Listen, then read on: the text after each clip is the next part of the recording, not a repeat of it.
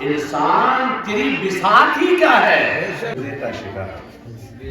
بس دعا کریے اللہ تعالیٰ ہماری طبیعت بخیر کر کے. آئیے بابا سے بلند درود پاک پڑھیں. اللہم محمد صلی اللہ علیہ وسلم محمد صلی اللہ علیہ وسلم صلاۃ و سلام علیک یا رسول اللہ. چار شعر پیش خدمت ملاحظہ کریں اور محبت سے ایک مرتبہ سبحان اللہ. اس لیے کہ یہاں پر ایک ایک لفظ، ایک ایک حرف، شد و مد، زیر و زبر، ہر ایک کا ثواب مرحوم چیتا حسین کو پہنچنا. سرکار کی حدیث پاک ہے اِنَّا ہدیۃ الاحیاء للاموات الاستغفار لهم، کہ زندوں کا مردوں کے لیے تحفہ یہ ہے کہ وہ ان کے لیے دعائے استغفار کریں، ان کی مغفرت کے لیے دعا کریں. زندگی میں ہم کسی کے لیے کوئی چیز گفٹ کرتے ہیں، ہدیہ دیتے ہیں، لیکن زندوں کی طرف سے مردوں کے لیے ہدیہ اور تحفہ کیا ہے؟ تو ان کے لیے ہدیہ اور تحفہ یہ ہے کہ ہم نمازیں پڑھ کر، صدقہ دے کر، خیرات کر کے اور غریبوں میں کپڑے تقسیم کر کے انہیں ایثار ثواب کریں، ان کے لیے مغفرت کے لیے دعا کریں. حضرات محترم، یہ مردوں کے لیے تحفہ ہے. جیسے ہم ایک دوسرے کو گفٹ کرتے ہیں تو گفٹ سے انسان جس طرح خوش ہوتا ہے، اسی طرح اگر کوئی زندہ انسان مردے کے لیے دعا استغفار کرتا ہے، ایثار ثواب کرتا ہے، تو اس کی روح اسی طرح خوش ہوا کرتی ہے. حضرات محترم، تو محبت سے ایک مرتبہ درود پاک پڑھیں. اللہم صلی اللہ علیہ وسلم محمد صلی اللہ علیہ وسلم. کہ نبی کا قلب میں جو احترام رکھتے ہیں، کہ نبی کا قلب میں جو احترام رکھتے ہیں، کہ نبی کا قلب میں جو احترام رکھتے ہیں، وہ اپنا خلد میں پکا مقام رکھتے ہیں، وہ اپنا خلد میں پکا مقام رکھتے ہیں، وہ اپنا خلد میں پکا مقام رکھتے ہیں. حضرات، ہمارے اعمال اس قابل کہاں کہ ہم بخشے جائیں. اگر بخشے جائیں گے تو مدینے والے مصطفیٰ کے کرم سے بخشے جائیں. تو نبی سے سچی محبت رکھو، سچا پیار رکھو. اگر نبی خوش ہو گئے تو نبی خوش ہو گئے تو پروردگار عالم خوش ہو جائے گا، اور اللہ رب العزت اپنے نبی کے صدقے میں ہماری مغفرت کر دے. کہ خیال انہی کا شاہ انام رکھتے ہیں، کہ خیال انہی کا تو شاہ انام رکھتے ہیں، جو اپنے لب پہ درود و سلام رکھتے ہیں، جو اپنے لب پہ درود و سلام رکھتے ہیں، جو اپنے لب پہ درود و سلام رکھتے ہیں. حضرات محترم، یہ دنیا داروں کے لیے ایک شعر ہے. محبت سے ایک مرتبہ چل کر سبحان اللہ کہیں یا رسول اللہ. کہ زمانے والے اگر پاس دام رکھتے ہیں، کہ زمانے والے اگر پاس مال رکھتے ہیں، تو ہم بھی سینوں میں رب کا کلام رکھتے ہیں، تو ہم بھی سینوں میں رب کا کلام رکھتے ہیں. درود پاک پر اللہ صلی اللہ علیہ وسلم.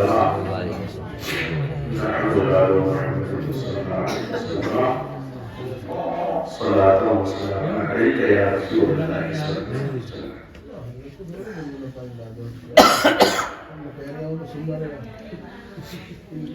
ایک مرتبہ درود پاک پڑھیں. اللهم صل علی رسول اللہ صلی اللہ علیہ وسلم. نحمد محمد صلی اللہ علیہ وسلم. حضرات، آج کی یہ محفل مبارک محترم شہدا حسین صاحب جو آج سے تقریباً 40 دن پہلے اس مکان کے مکین بنے ہوئے تھے، آج وہ قبر کے مکین ہو چکے ہیں. جو اس گھر کی زینت بنے ہوئے تھے، جو ہماری نظروں کے سامنے تھے، وہ آج ہمیں نظر نہیں آ رہے. انہیں کے ایصال ثواب کے لیے یہ محفل پاک منعقد ہوئی ہے. چونکہ یہ چینلوں کی محفل ہے، 40 کی محفل ہے، تو اسی کی مناسبت سے میں نے قرآن مقدس کی آیات کریمہ تلاوت کرنے کا شرف حاصل کیا، اور اس کے حوالے سے میں کچھ معروضات پیش کرنے کی سعادت حاصل کرنا چاہتا ہوں. حضرات محترم، اس لیے کہ عنوان کی بھی اپنی کچھ نزاکتیں ہوا کرتی ہیں. میں دیکھ رہا ہوں کہ کڑاکے کی سردی ہے اور ہمیں آپ کا پورا احساس ہے. انشاءاللہ تعالی تھوڑی دیر میں اپنی تقریر کو ختم کر دوں گا. میرے آقا صلی اللہ علیہ وسلم کے دیوانوں، ہم اس دنیا میں آئے ہیں، ہم اس زمین پر آئے ہیں، ہم پیدا کیے گئے ہیں، تو ہماری پیدائش کسی نہ کسی مقصد کے لیے ہوئی ہے. ہماری تخلیق کسی نہ کسی مقصد کے لیے ہوئی ہے، جس مقصد کو قرآن مقدس نے یوں بیان فرمایا: وَمَا خَلَقْتُ الْجِنَّ وَالْإِنسَ إِلَّا لِيَعْبُدُونِ، کہ میں نے جنات اور انسان کو صرف اور صرف اپنی عبادت کے لیے پیدا کیا، اپنی بندگی کے لیے پیدا کیا. ہمارا مقصد حیات، منشور حیات، ہماری زندگی کا مقصد اللہ رب العزت کی بندگی ہے، اللہ کی عبادت ہے. انسان کی تخلیق کو، انسان کی موت کو اور دوبارہ اٹھایا جانا ہے. تینوں مراحل کو قرآن بیان کرتا ہے. قرآن کہتا ہے: منہا خلقناکم، اے انسان ہم نے تمہیں اسی مٹی سے پیدا کیا. اے انسان غرور مت کرنا، تکبر مت کرنا، اپنی دولت پر گھمنڈی مت ہو جانا، اپنی طاقت پر مت اترانا، اپنی بلڈنگ کو دیکھ دیکھ کر گھمنڈ مت ہونا، گھمنڈی مت ہونا، تکبر مت کرنا، اپنی خوبصورتی کو آئینے میں بار بار دیکھ کر مت اترانا. انسان تیری بساط ہی کیا ہے؟ ہم نے تجھے انسان، ہم نے تجھے مٹی سے پیدا کیا. انسان تو ہے کیا؟ حضرات محترم، کسی شاعر نے کہا: اگر گھٹ جائے تو فقط مشت خاک ہے انسان. اگر گھٹ جائے تو فقط مشت خاک ہے انسان. اگر بڑھ جائے تو وسعت کونین میں سما نہ سکے. اگر بڑھ جائے تو وسعت کونین میں سما نہ سکے. اگر انسان بدکاری کرے، اگر انسان گناہ کرے، اگر انسان جرائم کرے، اگر انسان اللہ اور اس کے رسول کی نافرمانی کرے، تو پھر وہ انسان ایک مشت خاک بن جاتا ہے اور وہ جانوروں سے بھی زیادہ ذلیل اور بدکار ہو جاتا ہے. جانوروں سے بھی زیادہ بدتر ہو جاتا. اور اگر انسان نیکیاں کر کے، نمازوں کی پابندی کر کے، صدقات خیرات کر کے اللہ رب العزت کو راضی کر لیتا ہے تو پھر وہ انسان فرشتوں سے بھی بہتر ہو جاتا ہے، وہ انسان فرشتوں سے بھی بہتر ہو جاتا ہے۔ میرے آقا کے دیوانوں، تو اس مٹی کے پتلے کو، اس مٹی کے مجسمے کو اگر اس کی شان بڑھتی ہے، اگر اس کو شان ملتی ہے تو اللہ رب العزت کی رضا کی وجہ سے ملتی ہے۔ ادھر توجہ رکھو، حضرات محترم یاد رکھو میرے بھائیوں۔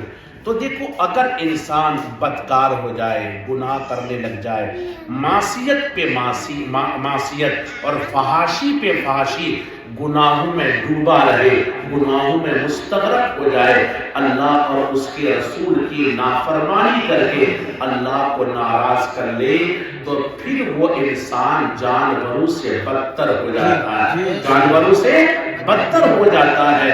اگر انسان نیکیاں کر کے اپنے پروردگار کو راضی کر لیتا ہے تو اللہ تعالیٰ اس انسان کو فرشتوں سے بھی بہتر بنا دیتا ہے، سبحان اللہ۔ پھر وہ انسان فرشتوں سے بھی اونچا ہو جایا کرتا ہے۔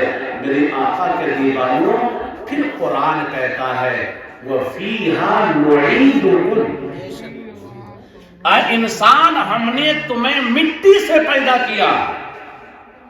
انسان تو ہے کہاں؟ تو اپنی دولت پر اترا رہا ہے، اپنی طاقت پر غرور کر رہا ہے اور اپنی جائز پر گھمنڈی ہے۔ انسان تو ہے کہاں؟ ہم نے تجھے مٹی سے پیدا کیا اور پھر ہم تجھے اسی مٹی میں ملا دیں گے۔ وَفِيهَا نُعِيدُكُمْ، اور پھر ہم تجھے اسی مٹی میں ملا دیں گے۔ پھر آگے قرآن کہتا ہے وَمِنْهَا نُخْرِجُكُمْ تَارَةً أُخْرَىٰ، یہ ہم کب پڑھتے ہیں؟ جب قبر پر مٹی ڈالتے ہیں، اس ٹائم پڑھتا ہے جب قبر مٹی ڈالتے ہیں۔ حضرات محترم، ہم نے مٹی سے پیدا کیا اور پھر ہم تمہیں مٹی میں ملا دیں گے اور پھر تمہیں ایک دن مٹی سے ہم باہر نکالیں گے، تمہیں مٹی سے نکالا جائے گا۔ حضرات محترم، پتہ یہ چلا یہ دنیا، ایک دن ہم دنیا سے رخصت ہو جائیں گے۔ یہ دنیا ہمیشہ رہنے کی جگہ نہیں ہے، یہ دنیا حضرات محترم سرائے فانی ہے۔ اس دنیا میں کون ہمیشہ رہا ہے کہ ہم رہیں گے؟ اس دنیا میں کون ہمیشہ رہا کہ ہم اس دنیا میں رہیں گے؟ یہ دنیا ہمیشہ رہنے کی جگہ نہیں ہے، ہمیشہ رہنے کی جگہ نہیں۔ ایک دن ہمیں دنیا سے جانا ہے، اس دنیا کو خیر بات کہنا ہے۔ میرے آقا کے دیوانوں، آج دنیا کی محبت میں انسان اپنی عاقبت خراب کر رہا ہے، اپنی آخرت خراب کر رہا ہے۔ دنیا کی طلب نے مسلمانوں کو اندھا کر رکھا ہے۔ میرے آقا کے دیوانوں، دیکھو کتنے دنیا دار تھے جن کو دنیا نے اندھا کر دیا تھا۔ قارون کا نام آپ نے سنا ہوگا، شداد کا نام سنا ہوگا، نمرود کا نام سنا ہوگا، فرعون کا نام سنا ہوگا۔ یہ دنیا دار لوگ تھے، دنیا نے انہیں ایسا مست کرا اور ایسا میرے دوستوں دنیا کی محبت میں انہیں ڈبو دیا۔ حضرات محترم، دنیا کی محبت کا ثمرہ اور نتیجہ انہیں یہ ملا کہ آج ان کی قبر کا نشان تک موجود نہیں ہے۔ لیکن جس نے حضرات محترم اجمیر کے غریب نواز نے اللہ اور اس کے رسول کو راضی کیا تو 8 سال کے بعد بھی ان کی تربت پاک چمکتی سے نظر آ رہی ہے اور لاکھوں کروڑوں لوگ ان کے آستانے پر پہنچ رہے ہیں اور ان کے آستانے سے اور دربار سے فیض پا رہے ہیں۔ میرے آقا صلی اللہ علیہ وسلم کے دیوانوں، تو پتہ یہ چلا کہ اس مٹی کے پتلے کو اور اس مجسمے کو اگر وقار ملتا ہے، اگر عزت ملتی ہے تو اللہ اور اس کے رسول کی رضا کی وجہ سے ملتی ہے۔ اس کی وجہ سے اللہ اور اس کے رسول کی رضا کی وجہ سے ملتی ہے۔ میرے آقا صلی اللہ تعالیٰ علیہ وسلم کے دیوانوں، تو یہ 4 دن کی چاندنی ہے، اس کے بعد اندھیری قبر ہے، اندھیری قبر ہے۔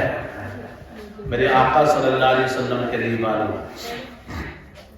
اس وجہ سے قبل اس کے کہ موت آئے موت کی تیاری کرو، قبل اس کے کہ موت کا فرشتہ ہمارے پاس آ کر دستک دے، ہم موت کی تیاری کریں، موت کی تیاری کریں۔ دیکھو اگر آپ موت کی تیاری کرو گے تو بھی موت آئے گی، اگر موت کی تیاری نہیں کرو گے تو بھی موت آئے گی، دونوں صورتوں میں آئے گی۔ موت کی تیاری نہیں کریں گے تو موت نہیں آئے گی، موت کی تیاری کرو گے تو بھی موت آئے گی، اور اگر موت کی تیاری نہیں کرو گے تو بھی موت آئے گی۔ حضرات محترم اگر موت کی تیاری کرو تو پھر تم پچھتاؤ گے، یار بہت دیر ہو گئی، بہت تاخیر ہو گئی۔ کیوں؟ اس لیے کہ اللہ رب العزت سے ملنا، اللہ رب العزت کی طرف جانا کیا بری بات ہے؟ بتائیے کیا بری بات ہے؟ بلکہ عاشق کی سوچ تو سید صاحب یہ ہوتی ہے کہ حج پر جانے میں جتنی خوشی ہوتی ہے اس سے کہیں زیادہ خوشی مرنے میں ہوتی ہے، اس سے زیادہ کہیں خوشی مرنے میں ہونی چاہیے۔ کیوں؟ اس لیے کہ جب حاجی حج کے لیے جاتا ہے تو کعبہ دیکھتا ہے، لیکن جب موت کی تیاری کر کے دنیا سے انسان جاتا ہے تو رب کعبہ کو دیکھتا ہے۔ جب حاجی حج کے لیے جاتا ہے تو گنبد خضرا دیکھتا ہے، لیکن جب موت کی تیاری کر کے نبی کا عاشق جاتا ہے تو مدینے والا مصطفیٰ خود اس کی قبر میں تشریف لاتا ہے، اس کی قبر میں تشریف لاتا ہے۔ تو میرے آقا کے دیوان اس لیے سرکار فرماتے ہیں الموت تحفۃ المؤمن، کہ موت تو مومن کے لیے تحفہ ہے، موت مومن کے لیے کیا تحفہ ہے۔ میرے آقا کے دیوانوں تو موت تیاری کرو تو بھی موت آئے گی، تیاری نہ کرو تو بھی موت آئے گی۔ حضرات محترم ہمیں چاہیے کہ ہم موت کی تیاری کریں۔ حضرات محترم یہ دنیا ہمیشہ رہنے کی جگہ نہیں، یہ تو سرائے فانی ہے۔ یہ کیا ہے؟ سرائے فانی ہے۔ میری آقا صلی اللہ علیہ وسلم کے دیوانوں دیکھو موت وہ تلخ حقیقت ہے۔ معاذ اللہ بہت سے لوگ اللہ کو نہیں مانتے مگر موت کو وہ بھی مانتے ہیں، مانتے کہ نہیں؟ دنیا میں بہت سارے مذاہب ہیں، بہت سارے دھرم ہیں، بہت سارے مسلک ہیں، بہت سارے مسلک ایسے ہیں، دھرم ایسے ہیں کہ وہ خدا کو ایک خدا کو نہیں مانتے، لیکن موت کا اعتراف انہیں بھی ہے، موت کا اقرار انہیں بھی ہے۔ آپ کسی سے بھی پوچھو موت آنی ہے، حضرات محترم تو دھوتی والا بھی کہے گا کہ موت آنی ہے، میرے آقا کے دیوانوں چٹیا والا بھی کہے گا کہ موت آنی ہے، حضرات محترم پگڑ والا بھی کہے گا کہ ہاں موت آنی ہے، اور داڑھی والا مسلمان کو کہتا ہی ہے کہ موت آنی ہے۔ حضرات موت سے کسی کو چھٹکارا نہیں، میرے آقا کے دیوان موت انبیاء کو بھی آتی ہے، فقط اتنی ہے کہ صرف آنی ہے موت، یہاں تک کہ ایک دن موت کو بھی موت آنی ہے، ایک دن موت کو بھی موت آنی ہے۔ میرے آقا کے دیوانوں موت سے کوئی نہیں بچ سکتا۔ قرآن کہتا کل نفس ذائقۃ الموت، ہر نفس کو موت کا ذائقہ لینا، ہر نفس کو موت کا ذائقہ لینا۔ میرے آقا صلی اللہ تعالیٰ علیہ وسلم کے دیوانوں تو موت یقینی ہے کہ نہیں؟ اور یہ بھی پتہ نہیں کہ کب آنی ہے۔ اللہ والوں کی بات تو الگ ہے، پتہ ہے کب آنی ہے اور کہاں آنی ہے، پتہ موت آنی ہے کہ نہیں؟ ڈر سے بولنے کہ کہیں ابھی نہ آ جائے، ارے تو آنی ہے۔ میرے آقا کے دیوانوں یاد رکھو ابھی تقریباً 40 دن پہلے شدہ حسین صاحب اس دنیا سے گئے، ان سے پہلے بھی موتیں ہوئی، ان سے پہلے بھی موتیں ہوئی اور ان کے بعد بھی موتیں ہوئی۔ ایک دن ہم بھی دنیا سے چلے جائیں گے، آپ بھی دنیا سے چلے جاؤ گے، ہم بھی موت کے چنگل میں آ جائیں گے، آپ بھی آ جاؤ گے۔ میرے آقا کے دیوانوں دنیا میں بچے گا کوئی نہیں، کلو من علیہا فان، اگر کوئی ذات باقی رہنے والی ہے تو وہ اللہ کی ذات ہے. اللہ کی ذات کے علاوہ ہر چیز فانی ہے. میرے آقا کے دیوانوں، ہر مکان بنتا ہے گرنے کے لیے، اور ہر انسان، ہر جاندار چیز جو ہے دنیا میں پیدا ہوتی ہے مرنے کے لیے.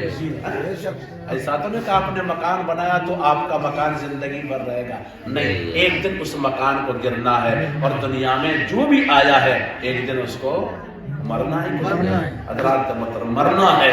تو قبل اس کے کہ موت کا فرشتہ آئے ہم موت کی تیاری کر لیں. موت کی تیاری کر لیں. موت کی تیاری کیا ہے؟ نمازوں کی پابندی کرے، نماز پڑھا کرے. حضرات محترم، اپنے اخلاق اور کردار اچھا بنائیں. کسی کو گالی گلوچ نہ کرے، جھوٹ نہ بولے، چغل خوری نہ کرے، کسی کی غیبت نہ کرے.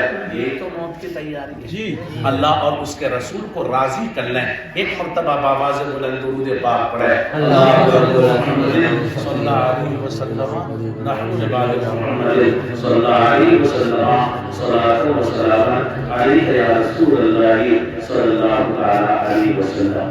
بس یہ بتا کر رخصت ہو رہا ہوں کہ موت آنی ہے، لیکن کافر کو کیسی موت آتی ہے، مومن کیسے مرتا ہے، اور گناہ گار کیسے مرتا ہے. حضرات محترم، مومن کیسے مرتا ہے، مومن کیسے مرتا ہے، مومن کی روح کیسے نکلتی ہے. دیکھو، جب مومن کی موت کا وقت قریب آتا ہے تو تا حد نظر فرشتے ہی فرشتے دکھائی دیتے ہیں. تا حد نظر فرشتے ہی فرشتے نظر آتے ہیں، اور بڑے حسین و جمیل خوبصورت فرشتے، اور ایک عالم خوشبو سے معطر ہو جاتا ہے. جانتے ہو مومن کسے کہتے ہیں؟ پہلے یہ بتاؤ کہ موت کسے کہتے ہیں، زندگی کسے کہتے ہیں؟ تو جسم اور روح کے اجتماع کا نام زندگی ہے. جسم اور روح کے اجتماع کا نام زندگی ہے، اور روح اور جسم کی اختلاف کا نام موت ہے. اختلاف کا نام موت ہے. میرے آقا کے دیوانوں، تو مومن ہے کون؟ یوں تو مختلف احادیث ہے. میرے آقا نے بخاری شریف میں ارشاد فرمایا، لا یؤمن احدکم حتی یحب لأخیہ ما یحب لنفسہ، کہ تم میں سے اس وقت تک کوئی مسلمان نہیں ہو سکتا جب تک کہ وہ جو اپنے لیے پسند کرے اپنے بھائی کے لیے پسند نہ کرے. اپنے بھائی کے لیے پسند نہ کرے. مجھے پسند یہ کہ ہمارے صحن میں کوڑا نہ ڈالے، تو یہ اپنی سوچ یہ ہونی چاہیے کہ ہمارے بھائی کے گھر میں بھی کوئی کوڑا نہ ڈالے. ہماری سوچ یہ ہے، ہماری پسند یہ ہے ہمیں ترقی ملے، تو بھائی کے بارے میں بھی یہی سوچ ہونی چاہیے کہ میرے بھائی کو بھی ترقی ملے. ہماری سوچ یہ ہے، ہماری چاہت یہ ہے کہ ہمارے گھر میں برکتیں ہوں، تو بھائی کے بارے میں بھی یہی خیال رکھے کہ اللہ تعالیٰ میرے بھائی کے گھر میں بھی برکت عطا فرمائے. جب تک یہ سوچ نہیں ہوگی اس وقت تک مومن نہیں ہو سکتا. اور دوسری حدیث پاک میں سرکار نے ارشاد فرمایا، المسلم من سلم المسلمون من لسانی و یدی، کہ مسلمان وہ ہے جس کی زبان اور ہاتھ سے مسلمان محفوظ رہے. مسلمان محفوظ رہے، مسلمان سلامت رہے. اور ایک دوسرے مقام پر میرے آقا نے فرمایا کہ تم میں سے اس وقت تک کوئی مسلمان نہیں ہو سکتا جب تک کہ وہ اپنے باپ سے زیادہ، اپنی ماں سے زیادہ، اپنی اولاد سے زیادہ، اپنے رشتہ داروں سے زیادہ، بہن سے زیادہ اپنے نبی سے محبت نہ کرے، اپنے نبی سے عقیدت نہ رکھے، اس وقت تک کوئی مومن کامل نہیں ہو سکتا. حضرات محترم، تو پتہ یہ چلا کہ مومن وہ ہے جو اپنے لیے پسند کرتا ہے، اپنے بھائی کے لیے پسند کرتا. مومن وہ ہے جس کے ہاتھ اور جس کی زبان سے مسلمان کو نقصان نہ پہنچے، مسلمان کو اذیت نہ پہنچے. مومن وہ ہے جو سب سے زیادہ اپنے نبی سے پیار کرتا ہے۔ حضرات محترم، جب مومن کو موت آتی ہے تو تاحد نظر حسین و جمیل فرشتے ہی دکھائی دیتے ہیں اور جنتی کفن لایا جاتا ہے، جنتی کفن لایا جاتا ہے۔ سبحان اللہ، میرے آقا صلی اللہ علیہ وسلم کے دیوانوں، کیا لایا جاتا؟ جنتی کفن لایا جاتا۔ کس کے لیے؟ مومن کے لیے۔ کس کے لیے؟ مومن کے لیے۔ کون سا مومن؟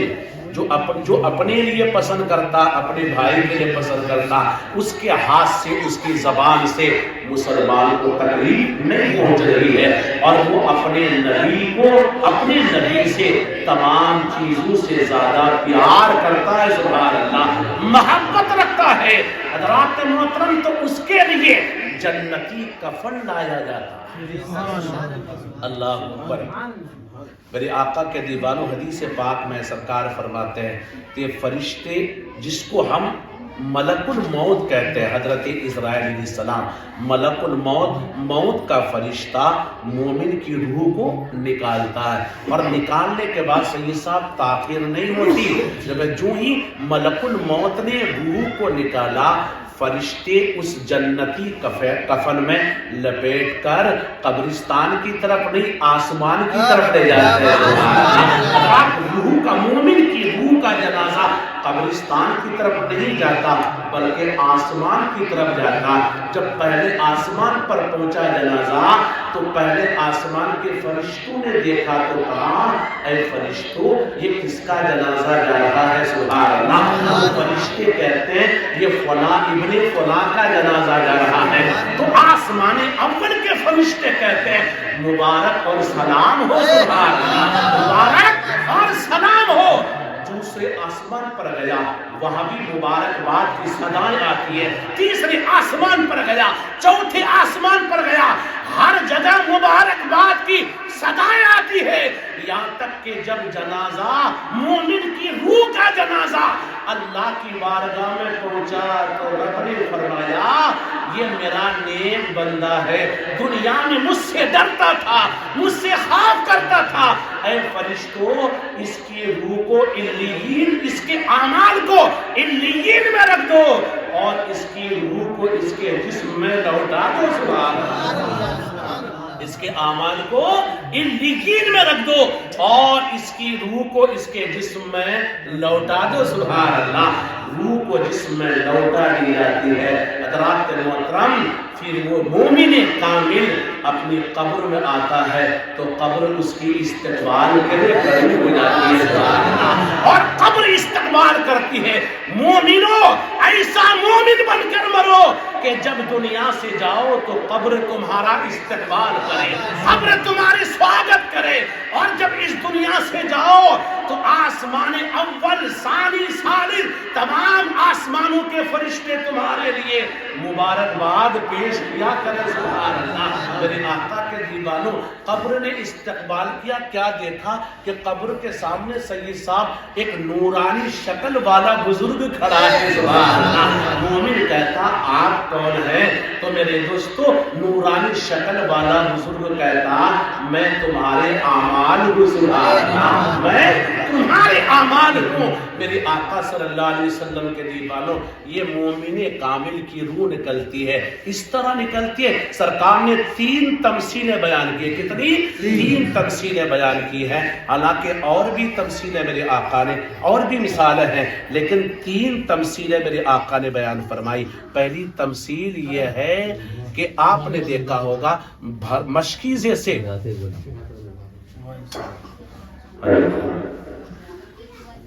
پانی سے بھرا ہوا مشکیزہ، پانی سے بھرا ہوا مشکیزہ، آپ نے دیکھیں یہ کنڈی ہے، اس پر آپ نے لٹکا دیا، مشکیزے کو لٹکا دیا۔ جب آپ نے مشکیزے کو لٹکایا تو اس سے پانی کے قطرے گرتے کہ نہیں گرتے ہیں؟ پانی کے قطرے گرتے ہیں۔ حضرات محترم، تو جس طرح پانی کے قطرے گرتے ہیں، پانی کے قطرے گرتے ہیں ہلکا ہلکا، پانی کا قطرہ ہلکا ہلکا گرتا ہے۔ حضرات محترم ہلکا ہلکا پانی کا قطرہ گرتا اور انسان کو احساس بھی نہیں ہوتا، تو مومن کی روح اسی طرح نکالی جاتی ہے جس طرح لٹکے ہوئے مشکیزے سے پانی کا قطرہ گرتا ہے۔ اور دوسرے مقام پر میرے آقا نے فرمایا کہ مومن کی روح اس طرح نکالی جاتی ہے جس طرح مکھن سے بال کو نکالا جاتا ہے۔ مکھن سے بال کو نکال لیا جاتا، کہ مکھن سے بال کو نکالنے میں دقت ہوتی ہے، پریشانی ہوتی ہے، تو جس طرح مکھن سے بال کو آسانی سے نکال لیا جاتا ہے، اسی طرح مومن کی روح آسانی کے ساتھ نکالی جاتی ہے۔ اور تیسرے مقام پر میرے آقا نے فرمایا کہ جس طرح آٹے سے بال کو نکال لیا جاتا، اسی طرح مومن کی روح نکالی جاتی ہے، کہ روح نکالی جاتی ہے میرے آقا کے دیوانوں۔ اور ایک مقام پر سرکار نے فرمایا کہ جس طرح بچہ اپنی ماں کا دودھ پیتا ہے اور دودھ پیتے پیتے اس کی آنکھ بند ہو جاتی اور نیند آ جاتی ہے اور ماں کا پستان اس کے منہ سے چھوٹ جاتا ہے اور اسے پتہ بھی نہیں چلتا، سبحان اللہ، تو جس طرح اسے پتہ نہیں چلتا، اسی طرح مومن کی روح نکالی جاتی ہے، کہ مومن کی روح نکل جاتی ہے اور مومن کو پتہ نہیں چلتا۔ میرے آقا کے دیوانوں، اپنے اعمال ایسے بنا لو، ایسے اعمال کرو کہ ہماری روح نکلے تو ہمارے جسم کو پتہ نہ چلے۔ میرے آقا صلی اللہ علیہ وسلم کے دیوانوں، یاد رکھو میرے بھائیوں، اور جب بدکار کی روح نکالی جاتی ہے، گناہگار کی، اللہ اکبر، اس لیے حدیث پاک میں سرکار نے فرمایا کہ جب بھی دعا کرو، جب بھی دعا مانگو تو عذاب قبر سے اللہ کی پناہ، عذاب قبر سے، عذاب نار سے، اور عذاب فتنہ دجال سے، فتنہ دنیا سے اللہ رب العزت کی پناہ مانگو۔ جب بدکار بے نمازی کی روح نکالی جاتی ہے تو اس پر اتنی سخت پیاس مسلط کر دی جاتی ہے کہ اگر 7 سمندروں کا پانی نچوڑ کر اس کے حلق میں ڈال دیا جائے تو دنیا کی کوئی طاقت اس کی پیاس کو بجھا نہیں سکتی، اور اتنی سخت بھوک ہوتی ہے۔ سرکار فرماتے ہیں اگر تمام پہاڑوں کو کھانا بنا کر اس کے حلق میں ڈال دیا جائے تو بھی اس کی بھوک نہیں مٹے گی، بھوک نہیں مٹے گی۔ وہ انسان بے نمازی، فاسق اور فاجر اور گناہگار تڑپ تڑپ کر مرتا ہے۔ میرے آقا کے دیوانوں، تڑپ کر آپ نے دیکھا مرنے والے کو، حضرات محترم، صرف آنکھیں اوپر چڑھی رہتی ہے۔ میرے آقا کے دیوانوں، اتنی شدت کی تکلیف ہوتی ہے، اپنے ہاتھوں کو ہلانا چاہتا لیکن اللہ تبارک و تعالی ہاتھوں کی طاقت کو سلب کر لیتا ہے، ہاتھ نہیں ہلا سکتا۔ وہ پیر کو ہلانا چاہتا لیکن پیر کی طاقت کو بھی اللہ رب العزت سلب کر لیتا ہے۔ بس ایک ہی چیز ہے، وہ زبان سے بولنا چاہتا ہے لیکن اللہ تعالیٰ اس کی زبان کی طاقت کو بھی چھین لیتا ہے۔ بس وہ آنکھیں میرے دوستو پھاڑ پھاڑ کر دیکھتا ہے، کچھ بول نہیں سکتا۔ میرے آقا کے دیوانوں، یاد رکھو میرے بھائیوں، اور بڑی حسرت بھری نگاہ سے دیکھتا ہے اور دیکھ دیکھ کر روتا ہے۔ آپ نے دیکھا ہوگا آنکھوں سے آنسو کے قطرات جاری ہو جاتے ہیں اور وہ تمنا کرتا کاش اگر میں نمازیں پڑھتا، اگر میں روزے رکھتا، اگر میں زکات دیتا، نیکیاں کرتا اور جو صالحات کا حکم دیتا اور منہیات سے بچنے کا حکم دیتا تو آج شدت کے ساتھ مجھے موت نہ آتی۔ لیکن اس وقت تمنا کرنے سے فائدہ کیا ہوگا، حسرت کرنے سے فائدہ کیا ہوگا؟ میرے آقا صلی اللہ علیہ وسلم کے دیوانوں، اس لیے حدیث پاک میں ہے صلو قبل ان تصلوا علی، کہ تم نمازی بن جاؤ اس سے پہلے کہ تمہاری نماز پڑھی جائے۔ تم نمازی بن جاؤ قبل اس سے کہ تمہاری نماز پڑھی جائے۔ حضرات محترم، اپنی پیشانیوں پر سجدوں کی طلب پیدا کرو اور اپنی مسجدوں کو حضرات سجدوں سے آباد کرو۔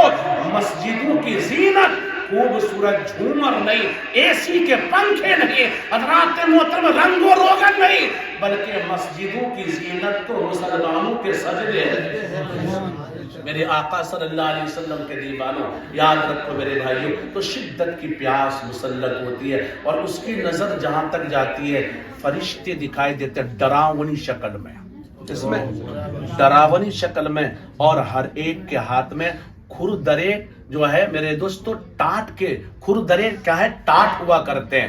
ٹاٹ جانتے کہ نہیں؟ جس کی ایک تو یہ کہ ہموار ہے، پلین ہے، کھردرا ٹاٹ ہوا کرتا جس سے بدبو آتی ہے۔ میرے آقا صلی اللہ علیہ وسلم کے دیوانوں، اور اسرائیل علیہ السلام موت کا فرشتہ اس کی روح کو نکالتا، بڑی شدت کے ساتھ نس نس سے، رگ رگ سے، جسم کے ایک ایک عضو سے روح کو کھینچ کر نکال لیا جاتا۔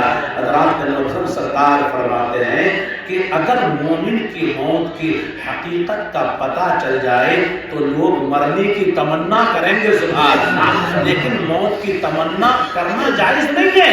موت کی تمنا نہ کرو، موت کی تیاری کرو۔ موت کی تمنا نہیں، لَن يَتَمَنَّوْهُ، قرآن کہتا کہ موت کی تمنا کرنا جائز نہیں، موت کی تیاری کرو۔ اگر مومن کی موت کی حقیقت کے بارے میں لوگوں کو پتا چل جائے تو تمنا کرنے لگے، لیکن تمنا نہ کرو، موت کی تیاری کرو۔ حضرات محترم، اگر فاسق و فاجر کی موت کی حقیقت کے بارے میں لوگوں کو پتا چل جائے تو لوگ اس طرح گھلنے لگیں گے جس طرح پانی کے اندر نمک گھل جاتا ہے، پانی کے اندر نمک گھل جاتا۔ سرکار فرماتے ہیں موت کی سختی کا عالم یہ ہے جس طرح زندہ جانور کی کھال اتاری جائے، زندہ بکری کی کھال اتاری جائے، کسی کے جسم پر ایک وقت 300 تلواروں کی ضرب لگائی جائے تو اس کو اتنی تکلیف نہیں ہوتی جتنی تکلیف کے موت کی ہوتی ہے۔ میرے آقا کے دیوانوں، موت کی شدت کا عالم یہ ہے کہ کسی کھاردار درخت پر ریشمی کپڑے کو ڈال دو، پھر اسے کیا کرو؟ کھینچو تو اس کا ایک ایک تار الگ ہو جائے گا۔ اس طرح میرے دوستو گناہگاروں کو موت آیا کرتی ہے۔ میرے آقا صلی اللہ علیہ وسلم کے دیوانوں، تو جب روح نکال لی جاتی تو اس روح کو اس کھردرے ٹاٹ کے اندر لپیٹ کر فرشتے میرے دوستو آسمان کی طرف لے جاتے ہیں اور اللہ کی بارگاہ میں پیش کرتے ہیں۔ تو اللہ رب العزت فرماتا ہے کہ اس کی روح کو جو ہے سجین میں رکھ دو، کہاں رکھ دو؟ اس کی روح کو سجین میں رکھ دو۔ میرے آقا کے دیوانوں، گناہگاروں، پاپیوں اور کافروں کی روح جو ہے وہ سجین کے اندر رکھی جاتی ہے، اور جو مومن ہوا کرتے ان کے مرتبے اور مقام کے لحاظ سے کسی کی روح اعلیٰ علیین میں رہتی ہے، کسی کی روح اللہ کے عرش کے نیچے کنڈیریوں میں رہتی ہے سبحان اللہ، کسی کی روح فضا میں پرواز کرتی ہے اور کسی کی روح اس کی قبر میں رہتی ہے سبحان اللہ۔ حضرات محترم، جب مومن کامل کا انتقال ہوتا ہے اور قبر میں اس کی روح کو لوٹا دی جاتی ہے، اللہ رب العزت فرشتوں سے فرماتا جاؤ جنتی بچھونا بچھا دو سبحان اللہ، اور کہہ دو کہ وہ دلہن کی طرح سو جائے، دلہن کی طرح سو جائے۔ جیسا کہ ہمدم شاعر نے کہا کہ عدم سے لائی ہے، عدم سے لائی ہے ہستی میں آرزوئے رسول، بولتے سبحان اللہ، عدم سے لائی ہے ہستی میں آرزوئے رسول، کہاں کہاں لیے پھرتی ہے جستجوئے رسول، کہاں کہاں پھرتی ہے، کہاں کہاں لیے پھرتی ہے جستجوئے رسول۔ حضرات ہم کہاں تھے؟ عالم روح میں تھے نا، کہاں پر؟ عالم روح میں، روح کی دنیا میں، اور روح جو ہے نور ہے سبحان اللہ۔ تو عالم روح میں ہمیں سکون تھا نا، صحیح صاحب، وہاں نہ تو واشنگ مشین کی ضرورت تھی، نہ تو کولر کی، نہ تو فریج کی، نہ تو پنکھے کی تھی ضرورت، نہ گیزر کی، کسی چیز کی ضرورت نہیں، ہم سکون میں تھے عالم ارواح میں۔ لیکن کسی نے صرف اشارہ کیا دنیا میں جا، ہم نے پوچھا دنیا میں جا کر ہوگا کیا، دنیا میں کیا ملے گا؟ تو کہا دنیا میں محبوب ملیں گے۔ دنیا میں کون ملیں گے؟ محبوب ملیں گے۔ ہم دنیا میں آ گئے، دنیا میں رہے، کوئی 40 سال، کوئی 50 سال، کوئی 60 سال، پھر کہا ارے دنیا میں مت رہو، اب قبر میں چلو۔ چلو قبر میں چلو، یار قبر میں کیا ملے گا؟ تو کہا قبر میں مصطفیٰ ملیں گے، قبر میں محبوب ملیں گے۔ حضرات محترم، میرے آقا کے دیوانوں، جب عاشق کا انتقال ہوتا ہے، جو عاشق رسول ہے اور نبی کا عاشق صادق ہے، تو میرے آقا کے دیوانوں جب اس کی روح نکلتی ہے تو میرے آقا کے دیوانوں سرے باری اللہ کے نبی تشریف لاتے ہیں، سبحان اللہ۔ اور وہ مومن کامل، وہ اللہ کے رسول کا عاشق دیکھتا رہتا اور اس کی روح نکلتی رہتی ہے، سبحان اللہ۔ دیکھتا رہتا ہے اور اس کی روح نکلتی رہتی ہے، حضرات دیکھتا رہتا اس کی روح نکلتی رہتی ہے، حضرات تو عاشق کی روح نکلتی ہے طلعت مصطفیٰ دیکھ کر، سبحان اللہ۔ کیا دیکھ کر؟ طلعت مصطفیٰ دیکھ کر۔ میرے آقا کے دیوانوں جب قبر میں گئے تو وہاں پر سرکار کا دیدار ہوا، اس لیے تو میرے امام نے کہا کہ قبر میں لہرائیں گے تا حشر چشم نور کے، جلوہ فرما ہوگی جب طلعت رسول اللہ کی، طلعت رسول اللہ کی۔ حضرات محترم، ہم قبر میں سو گئے دیدار مصطفیٰ کریں۔ کچھ لوگ ہیں، کچھ لوگ 500 سال، 1000 سال، 400 سال، 250 سال قبر میں رہیں گے، پھر قیامت کا میدان، پھر قیامت کا دن ہوگا تو قیامت کے دن ہر ایک کو قیامت کے دن اٹھایا جائے گا اور ہر ایک کے اعمال کا حساب کتاب ہوگا۔ میرے آقا کے دیوانوں یاد رکھو میرے بھائیوں، لیکن جب نبی کا عاشق ہے، نبی یہ کریم صلی اللہ تعالی علیہ وسلم کا عاشق صادق ہے، اور کہتے ہیں یار اتنا لمبا دن کب تک سوتے رہیں گے؟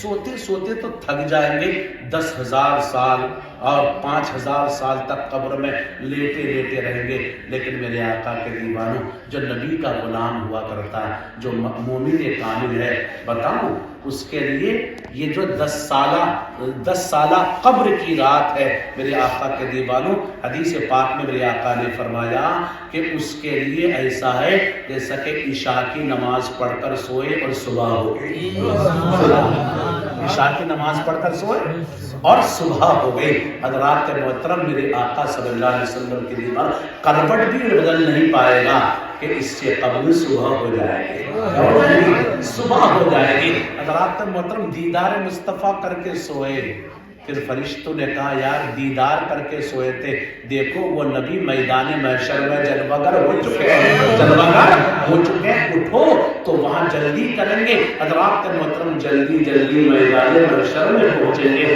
تو میرے آقا کے دیوانوں، اس لیے بیگم نے کہا آدم سے لائی ہے ہستی میں آرزوئے رسول، کہاں لیے پھرتی ہے جستجوئے رسول، کہاں لیے پھرتی ہے جستجوئے رسول۔ میرے آقا کے دیوانوں، دنیا میں رہو تو نبی کا عاشق بن کر رہو، اور جب دنیا سے جاؤ تو نبی کا عاشق بن کر جاؤ، تاکہ دنیا دیکھے یہ کہنے پر مجبور ہو جائے دنیا دار کا جنازہ نہیں، آمنہ کے لال کے غلام کا جنازہ ہے۔ دنیا کہے کہ نیک چلا گیا اور فرشتے دیکھ کر کہیں اللہ کا محبوب بندہ آیا۔ قرآن کہتا منہا خلقناکم، ہم نے تمہیں مٹی سے پیدا کیا اور پھر ہم تمہیں مٹی میں ہی ملا دیں گے، اور پھر ہم تمہیں مٹی سے نکالیں گے۔ مٹی سے کیا کریں گے؟ نکالیں گے۔ آخری بات میرے آقا کے دیوانوں، عذاب قبر جو ہوتا ہے، کن کن چیزوں سے عذاب قبر ہوتا ہے؟ کن کن چیزوں سے عذاب قبر ہوتا ہے؟ حضرات محترم، میرے آقا کے دیوانوں، ایک تو یہ ہے کہ چھوٹی چھوٹی باتوں سے بھی عذاب قبر ہوتا ہے۔ اگر کوئی پیشاب کی چھینکوں سے نہ بچے اس سے بھی عذاب قبر ہوتا ہے۔ آپ نے حدیث پاک سنی ہوگی کہ سرکار ایک مرتبہ قبرستان کے قریب سے گزرے، اپنے دراز گوش پر سوار تھے، تو آپ کا دراز گوش جو تھا وہ بدکنے لگا۔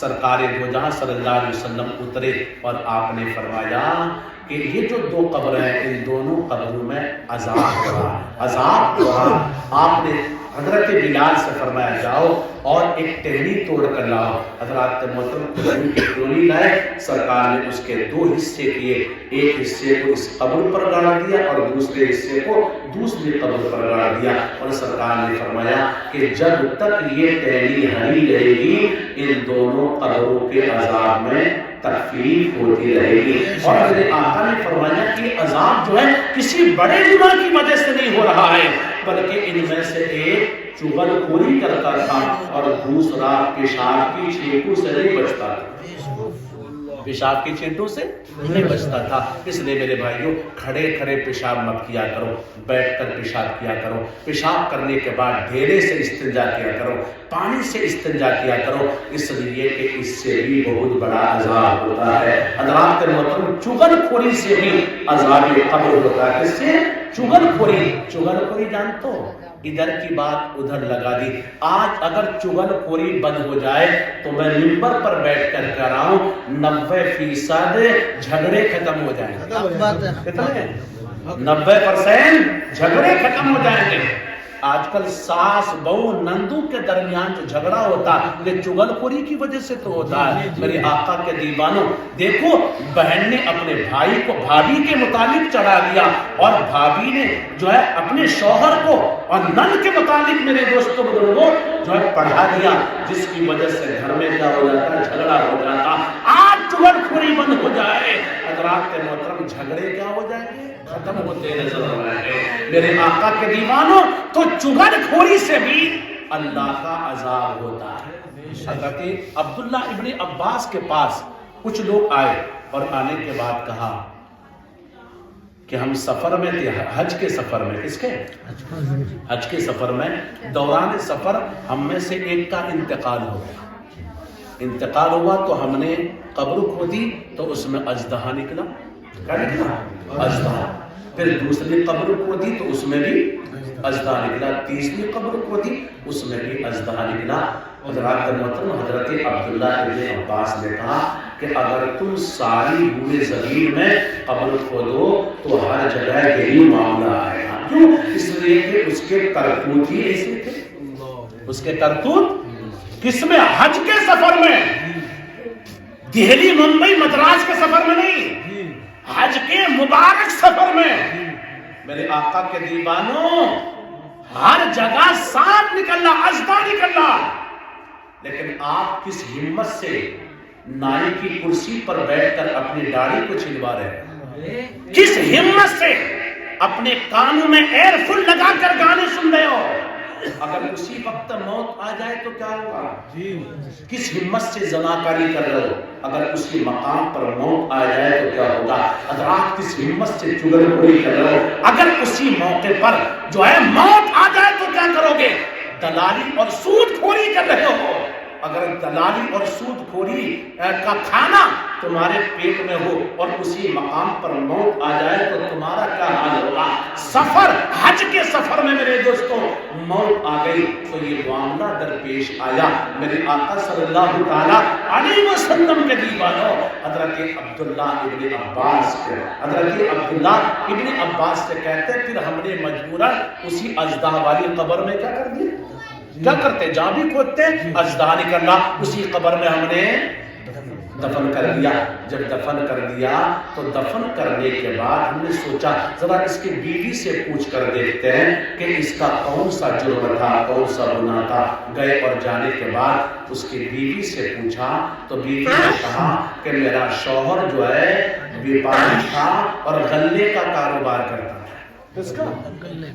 غلے کا کاروبار کرتا تھا، اور ضرورت پڑتی تو اس میں سے کچھ غلہ نکال لیتا تھا اور اس کی جگہ بھوسا بھر دیا کرتا تھا، ریتا ملا دیا کرتا تھا۔ جیسا کہ آج ہے کہ نہیں، میرے آقا کے دور ملاوٹ ہی ملاوٹ ہے۔ گھی میں دیکھو تو ملاوٹ، تیل میں دیکھو تو ملاوٹ، دودھ میں دیکھو تو ملاوٹ، ہر چیز میں ملاوٹ ہی ملاوٹ ہے۔ حضرات محترم ہمارا اسلام پیور ہے، ہمارا نبی پیور، ہمارا قرآن پیور، ہم پیور، تو پھر میرے آقا کی دیوان ملاوٹ کیوں؟ ملاوٹ کیوں؟ اگر تمہیں ملاوٹ کرنا ہے میرے آقا کے دیوانوں، شریعت میں ملاوٹ جائز نہیں. میرے آقا نے فرمایا دیکھو 5 روپے زیادہ لیں، اگر 50 روپے یا 60 روپے کا دودھ ہے تو آپ 70 روپے لو، لیکن پیور دودھ دو، پیور دودھ دو. اگر تمہیں یقین ہو کہ اگر ہم 70 روپے کلو دیں گے تو کوئی ہمارا دودھ نہیں لے گا، دودھ نہیں لے گا. لیکن میرے آقا کے دیوانوں، اگر تمہارا دودھ کوئی نہیں لے گا تو رزاق تو اللہ تعالیٰ ہے. تمہارا دودھ لینے کے لیے اللہ تعالیٰ فرشتوں کو بھیج دے گا. سبحان اللہ. ذرا دین پر ڈٹ کر تو دیکھو، دین پر ڈٹ کر دیکھو. اس لیے کہ ہمارا ایمان کھوکھلا ہو چکا ہے، ہمارا ایمان کمزور ہو چکا. اگر جھوٹ نہیں بولیں گے تو دکان کیسے چلے گی؟ اگر پانی نہیں ملیں گے، نہیں ملائیں گے تو ہمارا دودھ کیسے ملے گا؟ میرے آقا صلی اللہ تعالیٰ علیہ وسلم کے دیوانوں، تو ہم پیور، ہمارا دین پیور، ہمارا ایمان پیور، تو ہماری ہر چیز کیا ہونی چاہیے؟ پیور ہونی چاہیے. دیکھا گلے میں کیا ملاتا تھا؟ بھوسی ملاتا تھا، تو اللہ کے عذاب میں مبتلا ہو گیا. اللہ کے عذاب میں مبتلا ہو گیا. تو ملاوٹ مت کرنا بھائی، ملاوٹ مت کرنا. اگر اللہ کے عذاب سے بچنا چاہتے ہو. چغل خوری، میرے آقا کے جو حضرت امام غزالی کہتے ہیں کہ حضرت یوسف علیہ السلام کو ان کے بھائیوں نے کنویں میں ڈال دیا تھا. حسد کی وجہ سے، جنن کی وجہ سے بھائیوں نے کنویں میں ڈال دیا، اور جو ہے گڑا ہوا قصہ بنا کر لایا اور اپنے ابا حضور حضرت یعقوب علیہ السلام سے کہا ابا جو ہے یوسف کو جنگل کے بھیڑیے نے کیا کر لیا؟ کھا لیا. اور وہ بھیڑیے کو پکڑ کر بھی لائے تھے، بھیڑیے کو پکڑ کر لائے تھے. حضرات محترم، جب بھیڑیا سامنے آیا تو حضرت یعقوب علیہ السلام نے آنکھوں میں آنسو لا کر کہا اے بھیڑیا، تو نے میرے بیٹے یوسف کو کھا لیا، تو نے میرے بیٹے یوسف کو کھا لیا. حضرات محترم، تو بھیڑیا نے کہا اس لیے کہ اللہ کے نبی جانوروں کی باتوں کو بھی سمجھتے ہیں، جانوروں کی باتوں کو بھی سمجھتے ہیں. تو حضرت یعقوب علیہ السلام نے کہا اے بھیڑیے، تو نے میرے بیٹے یوسف صادق کو کھا لیا، یوسف صادق کو کھا لیا. تو اس بھیڑیے نے کہا اے اللہ کے نبی، میں آپ کے بیٹے یوسف کو کیسے کھا سکتا ہوں؟ سبحان اللہ، میں ایک نبی کو کیسے کھا سکتا ہوں؟ نبی کو کھانا حرام ہے. جب نبی کو مٹی نہیں کھائے گی، زمین نہیں کھائے گی، تو میں نبی کو کیسے کھا سکتا ہوں؟ میں نے نہیں کھایا. حضرات محترم، جب اتنا